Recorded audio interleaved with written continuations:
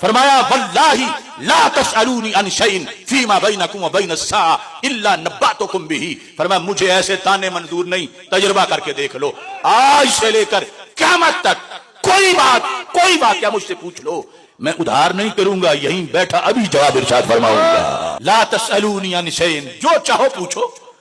کہ قیامت تک کتنی بار بادل بنیں گے، قیامت تک کتنی بار بارش برسے گی،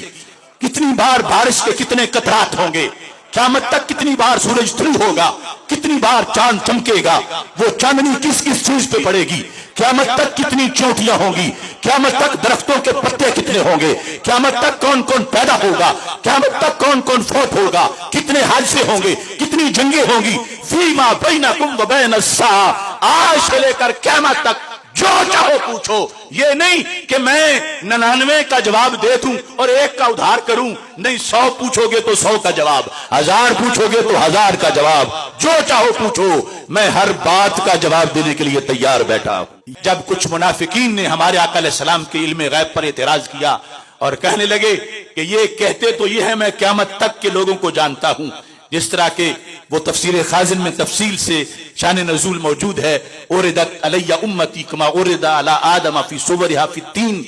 کہ جیسے آدم علیہ السلام کو قیامت تک اپنی اولاد دکھائی گئی، ایسے ہی سرکار فرماتے ہیں قیامت تک مجھے میری امت دکھائی گئی. اب اس کو سن کے عاشق خوش ہوں گے کہ ہم پہ بھی وہ نگاہ نبوت پڑی تھی. اور پھر سرکار نے فرمایا ان میں سے رب نے تقسیم کر کے مجھے بتایا کہ یہ وہ ہیں جو آپ کو مانیں گے اور یہ وہ ہیں جو انکار کریں گے. تو لفظ امت یہاں امت دعوت کے معنی میں ہے، اجابت کے معنی میں نہیں، جس میں مسلمان بھی شامل تھے، کافر بھی، وہ سارے دکھائے گئے. اور پھر ان میں عاشق جو ہے مسلمان، ان کی نشاندہی بھی کی گئی اور منکروں کے بارے میں بھی بتایا گیا. جب یہ خبر منافقین تک پہنچی تو ان سے ہضم نہ ہو سکی. انہوں نے اپنی محفل میں یہ کہا زعم محمد صلی اللہ علیہ وسلم، معاذ اللہ یہ تو صرف گمان ہے ان کا کہ وہ اتنا دور تک جانتے ہیں. دلیل دینے لگے اگر جانتے ہوتے قیامت تک لوگوں کو تو ہمیں تو جانتے ہوتے جو ہم ساتھ ہیں. کہتے ہیں ممن لم یخلق بعدو، کہ جو اب تک پیدا بھی نہیں ہوئے،